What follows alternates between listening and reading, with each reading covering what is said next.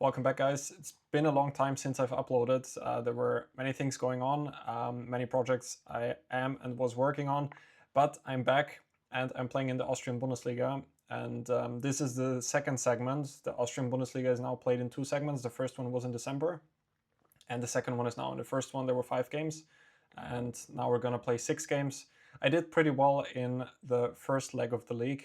I think I scored +2 there and gained some rating. And now we play 5 games. Today there was one. Then there's going to be 1 round per day. Only on Friday there's going to be a double round. We are playing in Sankt Veit an der Glane. It's a pretty small village. You cannot even really call it a city. In Carinthia. That's one of the areas in Austria, more in the south. But anyway, this is not really a geography lesson, but we are here to talk about some chess. So today I played against Maximilian Berchtenbreiter. Our opponent's team is one of the ones which is a little bit in danger of relegating the league. And our team, on the other hand, is not in danger at all. I think now we are 4th place. My club, obviously, SK Otterkring, my kids' club, basically, I've been in that club in Vienna since I'm little. And I am also from that district in Vienna, so that makes it even more special always for me to play for them. We are now in 4th place, I think, shared 4th place, so it's going pretty well for us. In the Austrian league, actually, I'm not so sure how many teams relegate. I think it should be 3, as far as I'm aware. Yeah, so I played against Maximilian Berchtenbreiter, who is a strong IM. Usually he's around 2500. Now he lost some rating recently. He is, as far as I understand him, he's quite a tricky player. He plays some funny openings, like very often with black he goes for c6, g6, and those type of things. So I decided to just play my Reti course once again, which is already almost 2 years ago now that I published it, and still it works pretty well. So if you want to include the Reti in your repertoire, go to the video description down below and you can check out my Reti course, which I did for ChessBase. Yeah, in the Austrian League, by the way, there is not much time to prepare, especially for today's round, since there was no round yesterday. No one really knew the lineup of our opposing teams, and the lineup only gets published 30 minutes before the round, which is, yeah, not so much. In Germany, it used to be 2 hours, now it's 3 hours there. So they could maybe change that in the future. But on the other hand, it can also make it interesting, like that people cannot really prepare for the games. Which is of course one possible upside. Anyway, I would probably prefer it if it would be like 2 hours, but that's another story. Both of us, I think we didn't really know that we are going to play against each other, so we just played kind of a game from move 1. I don't think he was really prepared for this. So I went for the English 4 knights here, and I went for g3. I did spend some time here because obviously I can play many systems here with white. I could also play b3, I could start with g3, but I just decided to stick to my Reti course, which is to develop the knights first and then to go for g3. Now he went for g6, which definitely surprised me. Like in the couple of minutes I was able to check his games, he never really went for this type of English with g6 as well. Bishop g2, bishop g7, and now d4. By the way, one very important thing which I even forgot to mention before is that from now on, at least I will try it out for the Austrian League now, I'm going to try to look at the games with no engine whatsoever. I don't even have the engine feedback open now, because what I want to try out is that I'm not going to check my games with an engine at all during the game. Maybe only the opening stage if there are some questions there, so that after the tournament I can review them more in depth and hopefully learn even more from that. So I don't have any feedback here. I will not turn on the engine whatsoever. So no guarantees at all about the analysis, but yeah, let me know in the comment section below what you think about it. Maybe it can also be interesting for you guys to see what I think with no engine there whatsoever. Yeah, so I started with d4 here, which is actually quite an important move order thing, because if I would castle first and then play d4, then it would give black the chance to play d6. Which I don't allow him here, because now I could just take and then take on d8, and then he has to recapture either with a king or with a knight, which is not perfect for him. Yeah, so now he basically has to take, castle, castle, and here he spent a lot of time, almost 25 minutes on this move a6, which is anyway probably not a great move. Black has quite a few interesting moves here, like queen a5 is one of them, with some ideas of queen c5 or queen h5. Another one is knight g4, I think, which is possible, just aiming to put pressure against the knight on d4. d6 is also a fairly playable line as far as I'm aware, where black can sacrifice the pawn. I just think that they're supposed to go rook b8 now and not bishop h3, which is often played, but I think that this one is quite bad. I think that this is some theory here, which I probably, I'm quite sure that I gave this in my Reti course as well. And now there's bishop e3, which is a very important move. And then if black takes everything on c4, then I can take on a7, and white is up a clear pawn in an endgame, and it should be winning. Yeah, but he went a6, and now I went for c5, which seemed fairly reasonable. I mean, a6 is preparing, I guess, to go knight takes d4 and then d6. Black could also do that, but it's also an inferior, it is also an inferior line for black. I don't fully remember what I'm supposed to do here, but it's some slow development. Maybe queen d3 is a possible move, and maybe b3 at some point, bishop d2. If black plays bishop f5, maybe I'll go e4, but usually I would probably prefer not to do that. It is regarded as being slightly better for white, but I also don't think that these type of Marozzi positions are that bad for black. At least practically it's never so easy to get something out there. Yeah, so after a6, if I now make some kind of waiting move, then he could probably take and go go d6. And a6 is probably going to be a useful move here. Also, like here, probably he can play d6, because now if I take, then he can take on h3, and that's a pawn.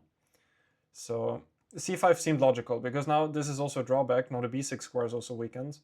And now if he does something slow, like I thought if he goes queen c7, I could even think, well, there are many good options, like not knight e4, but knight b3 is one option, but knight e4 seemed like a good move as well. Just stopping him to go b6 in on any move, and he's just completely clamped down. So what he decided to do is to take on d4 and go d6, because otherwise it's difficult for him to untangle, which, as I said, I did not turn on the engine here yet, but I think that a6 is probably not such a great move in this position, unless there is something which we both missed after c5. Yeah, he took and went d6, c takes d6 now, and he relied on this idea of knight e8. By the way, he also spent a lot of time on this, so his time management in the opening stage was definitely not perfect. Yeah, he went d6, he takes d6, and now knight e8, which was his idea. And now, on the first glance, it may look like the position can become quite dry, but at least I thought that I have a pretty fantastic initiative here, because my bishop on g2 is very strong on this long diagonal, and most importantly, he has issues with the e7 pawn. Also, my queen is much more active than his one on d8. And I went rook d1 now, and it's quite difficult for him to develop the pieces to any natural squares. I have ideas like bishop g5 or knight d5, which I also did on the next move. And it's even hard for him to come up with a move. He went bishop d7, which I actually thought to be the best, but now in hindsight, maybe not, because this knight d5 after this, I mean, his position just looks really terrible. So I was considering for him if he can try to give up some material to get compensation, but he cannot even do that. Like, even if he moves the queen somewhere, I will probably not even take on e7, but I have knight d5, which is even more strong. Even if I take on e7, it's not fully clear if it's enough compensation. So this already seemed quite bad. Maybe, now that I think about it, he can try to go for something like bishop e6, with the idea that after knight d5 he could take, then it should be fairly okay. Still, bishop g5. Now he doesn't have knight f5. This was my idea also of rook d1. I'm preparing bishop g5, because if I do that here, then he has still the move knight f5. So yeah, I'm really not sure. Now I do see some feedback here without any evaluation, but it says rook e8 here. Apparently this is the best, but I did not consider this at all in the game. Like, it also looks very ugly, and even here knight d5, now bishop e6, and then he can take on d5. If he can take on d5, it's probably more or less okay. So yeah, actually it makes some sense. Yeah, just rook e8 prophylactically protecting the pawn. I guess we both did not think about this at all, and it also looks like quite a difficult move. Even if I go bishop g5 now, I'm not so sure what he's doing. So yeah, he went bishop d7, now knight d5. Another attractive option was bishop g5. So I was considering both moves. I also thought that probably here he has to go for f6, which is a very ugly move, because if knight f5, I thought I can go queen b4 and he's hanging here. But yeah, then I decided to go knight d5, which I thought was also very good, because if he goes f6 here, and then he doesn't even get a tempo on my bishop, and I should get a much better version. Now I can play maybe bishop e3 immediately, or something like this. Yeah, so he went rook e8, and now I went bishop g5. I wanted to provoke some weaknesses. f6 and now bishop e3. I think he has to go for that. Like if knight f5, I'm just gonna go queen b4, and I don't think he can survive this, because his pieces are just all way too passive. And so I went f6, bishop e3. Now bishop c6, and already here I was really looking for some tactics. Like the first thing that comes to mind is this one, and knight c7. But here the problem is that after takes, let's say I take on e8, rook takes e8, I cannot take back because of queen c6, and then he wins back the bishop. So this is at least what I was calculating. Then I was also thinking about bishop h3 here, with the idea that he cannot take on g2. Maybe this is winning, but it seemed a bit awkward to play like this. But here I'm winning the exchange. I was also looking at those variations with knight f5, and somehow I couldn't figure it out completely. Like, I think I was looking at queen c4 now. And now I was only calculating bishop takes d5. Yeah, but what about queen e6 immediately? Maybe he can just play that. Well, still I can play e4. Yeah, I can do that. Because I was only thinking about this, rook takes d5, queen e6, and now I thought about e4, with the point that he cannot take here, because then I have rook d6 check. And if he goes rook c8, I thought I can just go here. And I didn't see a way for him not to lose the knight on f5. Maybe I'm missing something here, but at least this is what I was thinking about. Maybe this was another good option, bishop h3 in this position. He also cannot go e6, because then I can take on f6. Yeah, it's going to be hard not to check this afterwards, but you know, I will try my best not to resist the urge of the engine in this case. I went for rook ac1, which also did not seem like it can be a bad move at all. Just centralizing, and now I'm actually threatening bishop b6. And after queen d7, knight c7, he doesn't have to check on c6 in the end. However, I was actually a bit mad at myself that I did not go for knight b6 in this position, because now if rook b8, then I thought rook c1. Probably he has to take on g2, because otherwise I can probably win the pawn on c6. And then we get this position, and I mean, black does not have any move here whatsoever. He cannot move this pawn, then the knight will become weak. He cannot move this rook. And black is not losing immediately, but it's just a nightmare. And this probably is even a better version for me than the game, because I mean, here, like, what what does black do even? Maybe f5 or something, but I could even make a move like b3, and it's not really clear how black can get out of there. Maybe rook f8 is one of the good moves, or something like bishop f6. So I was a bit mad at myself for going rook c1 first, but I mean, it should also simply be very good for me. So I don't think that this was a missed chance by any means. So rook c8, knight b6. Now he gets a rook to c7, but still I evaluated this as that I'm just going to win one of those two pawns here. This is another line of the feedback here. It says rook takes c6. I did think that this was better for him, to exchange this rook and then to go queen c7, but I did not really see any compensation here for him. Probably this was still the better shot, but also this looks quite bad. So I guess I'm right in my assessment there. He took with the pawn and now queen a4. Then he played f5, and I took on c6. I wonder where all of my time went here. Because I was quite happy with my time management early on. Well, knight d5, I was considering also bishop g5. Okay, bishop g5, I probably should have just played faster. Anyway, so queen a4, f5, I took on c6. Now the point is, if he takes on b2, I wanted to play knight c4. And now I'm attacking the bishop, and if he moves, then I can take on d6, take again. And at the very least, I'm winning another pawn on a6, and I thought it should be easily winning. So he went queen b8, now just b3, protecting the pawn. I mean, maybe there was something, again, like here I was really thinking if there's some forcing way to win already, but I couldn't really see it, so I decided to make this move. Now I played knight f7, and here I was not so happy with the decision to go queen e6, because I completely missed queen e5 here. I don't know how that did happen. Maybe I assumed that, like, in this position the rook is always hanging, so he can never move the queen. So maybe I assumed it would be the same here. I guess the endgame is still winning here, but like, I feel like there should be something better here. Afterwards, I was again thinking of something which I could do here. Like maybe rook d7 was one of the moves which I thought about. By the way, I think knight f7 is the only move that doesn't lose on the spot, basically, because if he goes to here, I saw something. What did I see? Yeah, exactly. If he goes to e4 or to b5, then I have queen e6 check, and then bishop f4. I thought that this was actually quite cute, because if he goes queen b7, I thought I have rook d7, and I thought that the queen was trapped, which seems accurate. I mean, yeah, this is just winning on the spot.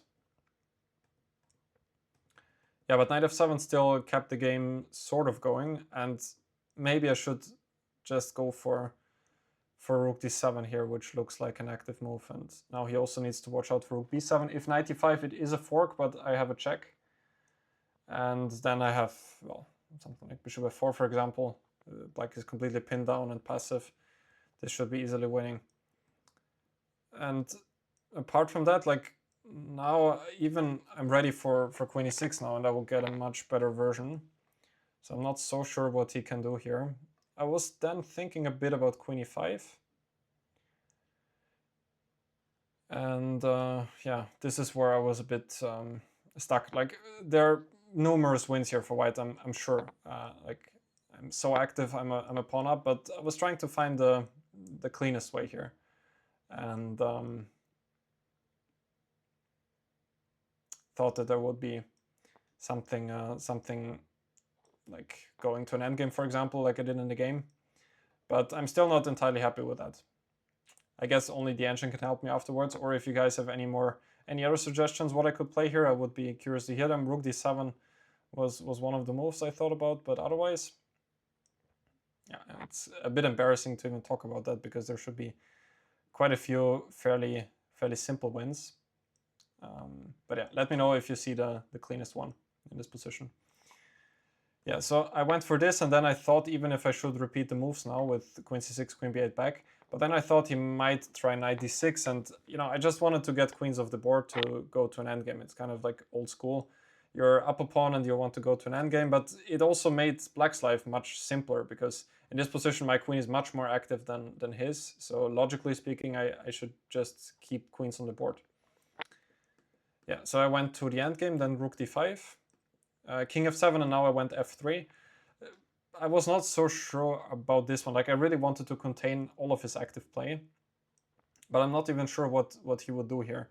I was thinking then about rook d8 takes, rook d1 check, king g2, and now maybe something like this one.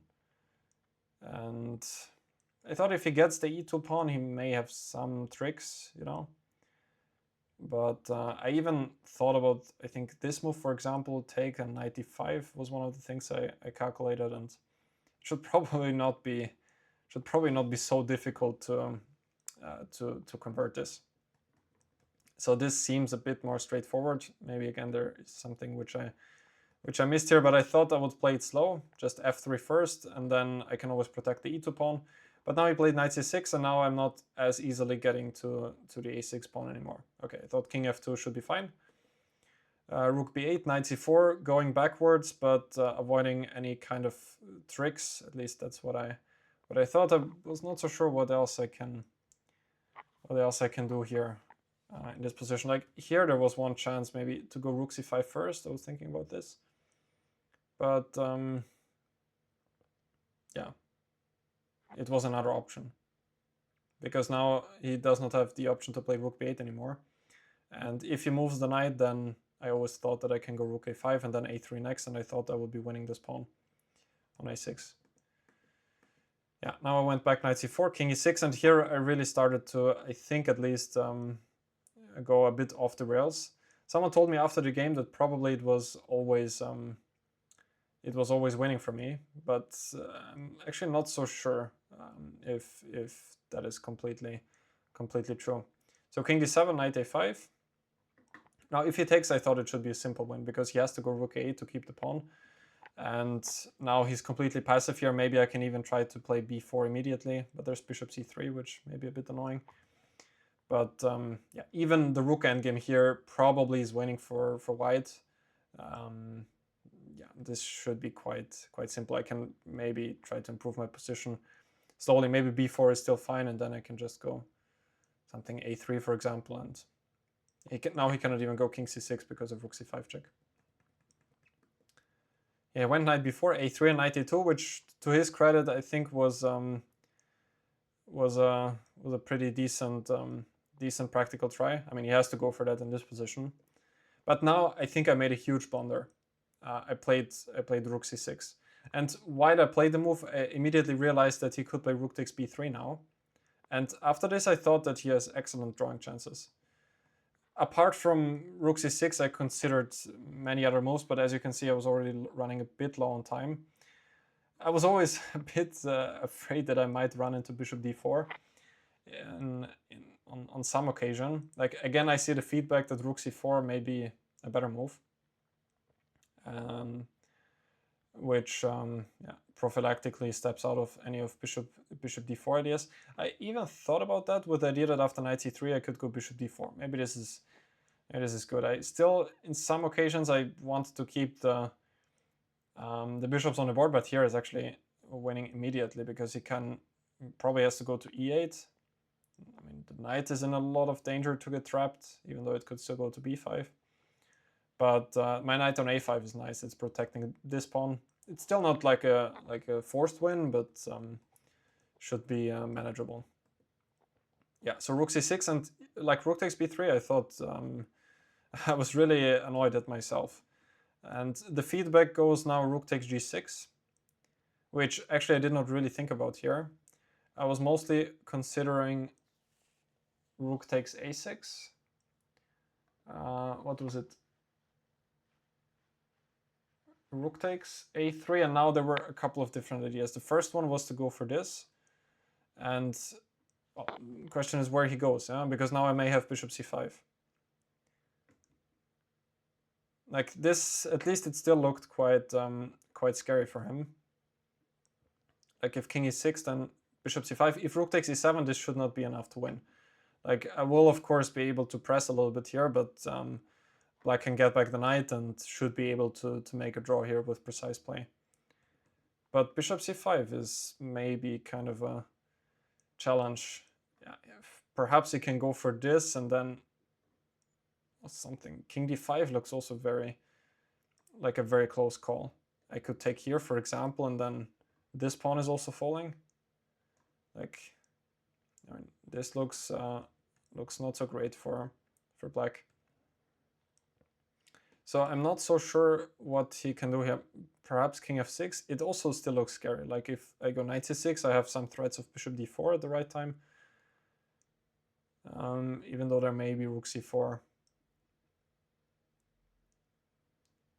Still, I could, for example, try this. It's a funny line. But he probably has rook c4, which is good. Because with knights, it's not so clear. With in knight endgames, one pawn may be quite a lot. Here, I think also black has a pretty good version because he already has a pawn on f5. So here probably black is drawing. But I think that the simplest would be this move. What am I talking about? Rook c4. Rook c4 in this position, and yeah, now white probably needs to go for this because if rook c7, there's knight b4. And this would be a 4 versus 3 rook endgame, which is a draw.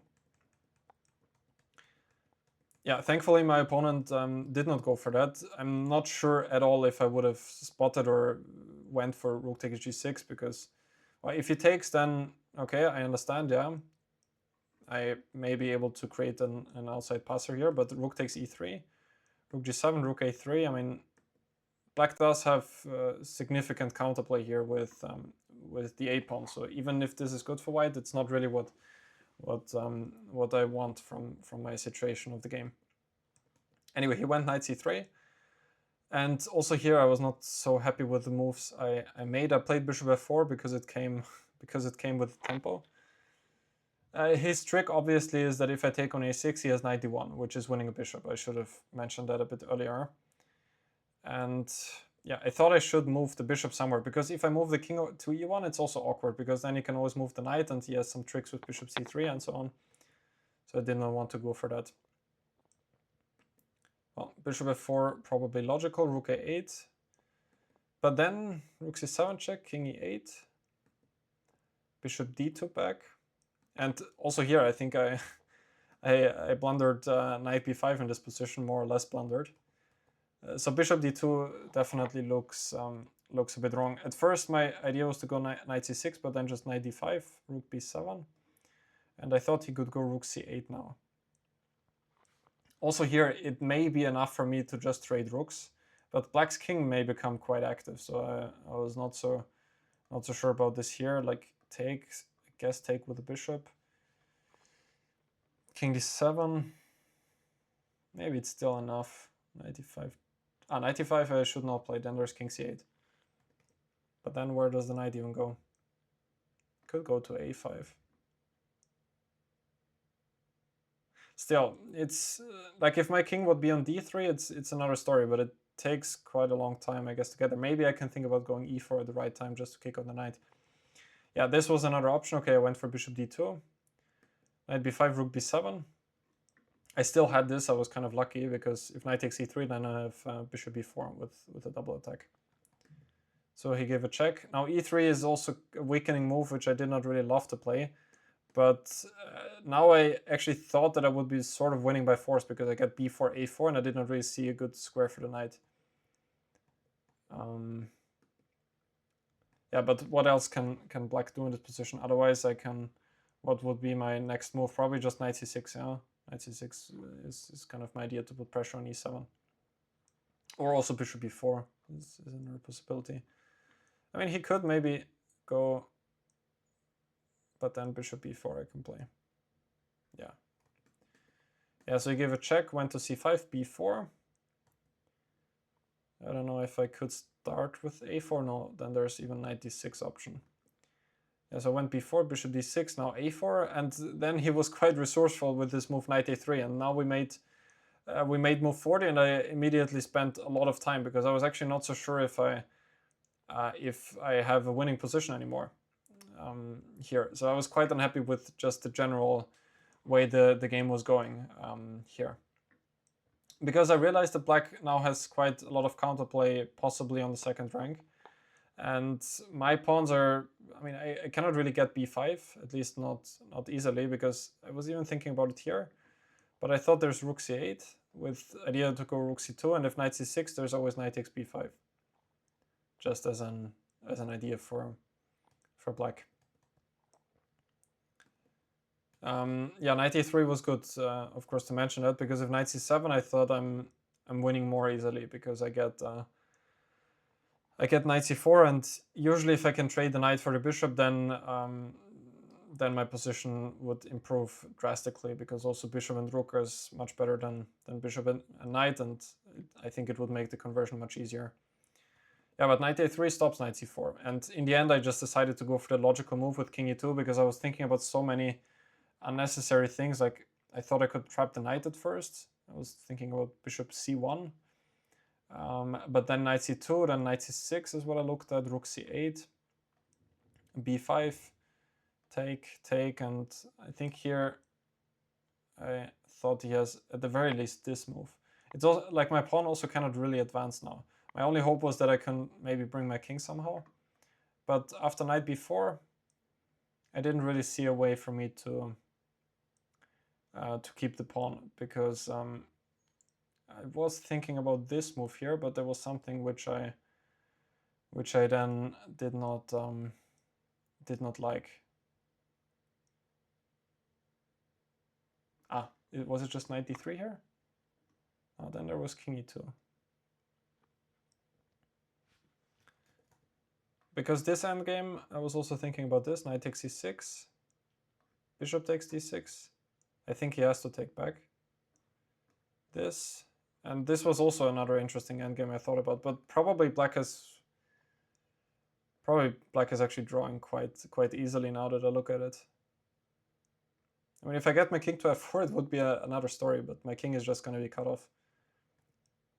So I guess this is quite an easy draw. Yeah, my king is just too passive. As long as black goes king f8 and not drops the g6 pawn, he should be quite safe to make a draw, I assume. Yeah, so in the end I decided to go king e2 because it just felt logical to bring the king. In general, black's plan would be rook c8, rook c2 coming up next. So rook c8, now rook b6, rook c2. And then I kind of realized that maybe my position is actually not so bad. Maybe I still have pretty good winning chances. At least he still needs to fight quite well here to create counterplay, because I will be able to pick up the a6 pawn sooner or later. If he just stays passive here, like, I don't really see what he can do, because now I'm really threatening to play king d3 and then maybe bishop c1, and at some point the knight is probably going to get trapped. Yeah, so this is what we did. And now he played rook a2, bishop c3. And here I was very happy when he took on h2, because I thought that after knight b1 he has excellent drawing chances. This is also what the feedback here again is saying. I was also intending to go knight c4 here. Knight takes c3, and then I wanted to go to this rook endgame as well and play this. I was actually thinking up until here, and I still thought that I have some winning chances here, but I think that black would be quite thrilled to get this rook endgame out of the position he had out of the opening or out of the middle game. Yeah, like, this is gonna be quite a difficult work, I think, for me. He has quite a few ideas, I guess, to play. He could try a5 at the right time. I guess that now I still have b5. Just keeping the pawns, because 4 versus... actually, here I could maybe take, because there's rook b7. Also, this is not clear, because in the end he has rook e5, which is probably making a draw. Yeah, so I probably need to go for b5 and then, you know, hope for the best, because there's still king b2 now. But you can see it's not like it's a guaranteed win for white at this point, so I was really worried about knight b1. But he took on h2, and I think after that it was more or less easily winning, because my connected pawns are just too strong, and if he goes after the g3 pawn, I think he's just going to be way too slow. I just wanted to go b5 here. He cannot even push h5 easily, because this pawn is hanging, and otherwise I don't really think that he can stop my plan of going b6, b7. So he tried rook h1, which was a bit mysterious to me. b5, rook d1 check, and now rook b1. And now I used the chance to play f4, just not giving him the chance to take on g3, which seemed like a decent move. Rook c1, bishop d2. I also thought that bishop d4 should be good, but yeah, now rook c2. Again, this feedback is saying that rook b1 may be better, but yeah, what if b6 was I thinking about b6 here as well? I was considering rook b1. Because if king d3 here, there's not so much point. Also, he may be able to go for something like this. I mean, why not b6? Yeah, he says king d7. Bishop c3 now. Why can't I go b7? Maybe there's bishop c7. Is that an idea for him? Maybe to take on a5 next. And that may not... but perhaps I have rook a8 now. Because if bishop a5, I can queen. And then I'm winning. So, but the question is here what I'm even threatening. Like what would be my next move even? I don't really see it at the moment. Probably anyway, king d3. Yeah, maybe I'm missing something something very simple here, but also it does not seem like black can really untangle. It's a funny position. Well, bishop c3 is the move which is given here, and king e6, then b7. I will just leave this line without that many comments here. Okay, now white is just easily winning because b8 queen is coming on the next move. And it does not look like black has any chances for a perpetual or something, because I could go to h3, maybe that is another option. And if king f3, I can just queen and the b1 square is protected. Yeah. Okay, he played rook c2, now king d3, rook b2, bishop c3. This made it a lot easier for me. I think I could also go for b6 here, but I thought that knight b7 is even simpler. Again, trying to exchange the knight for the bishop now, even with the fantastic version, because I will also get bishop b4 with the tempo. But I also thought that b6 should be quite easily winning, because now he doesn't even have the rook on b1. And yeah, I thought that like he could try this maybe, and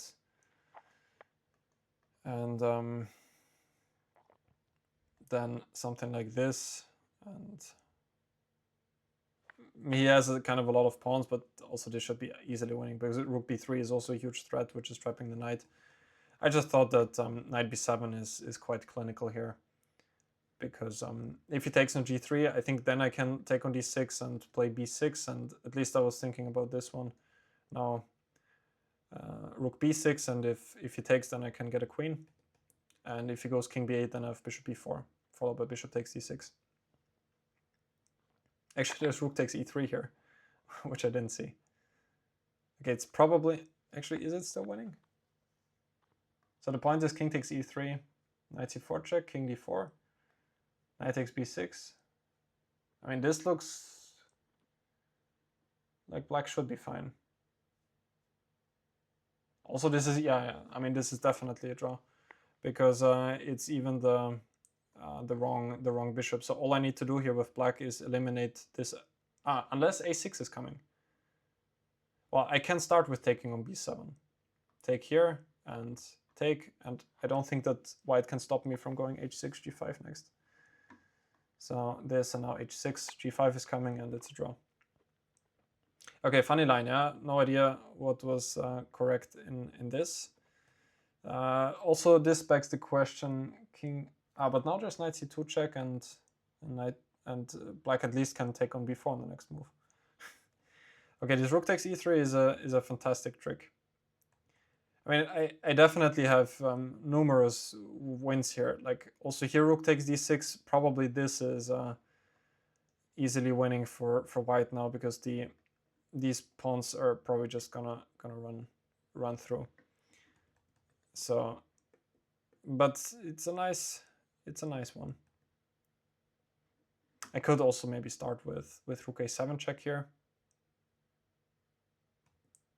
Or actually I can, you know what I can do? I can start with bishop b4 here. That may be the simplest. Because now if knight b1, there's no more rook takes e3 tricks.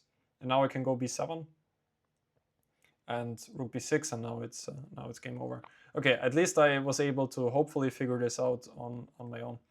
He went king d7, then I took, and now also bishop b4, knight c2, rook takes d6 check, rook king e7, rook d4 check, and I get to c4 with the rook, and here he resigned, because yeah, if the knight is hanging, if he takes, it leads to a winning rook endgame, and otherwise I'm just gonna push through the b pawn as well. So yeah, pretty long game. I was actually expecting to be, finished a bit earlier by how the opening stage was going, but my opponent did make some pretty good resistance, and I definitely did not choose the most clinical way. I think going to the end game was a bit too cautious. Like I should have kept queens on the board somehow and pressured him more on the clock. And if I would have done that successfully, I think I could have had a more relaxing evening than that. Let me know if you enjoyed this analysis. Again, trying out something new without any engine evaluation whatsoever. If you did enjoy it, let me know in the comment section down below. Curious to hear your opinion on it. And yeah, that's it for today. And I'm gonna see you guys tomorrow for the next round of the Austrian Bundesliga. Check out my description down below for courses, my social media, and all of that good stuff. So thank you guys, and see you tomorrow.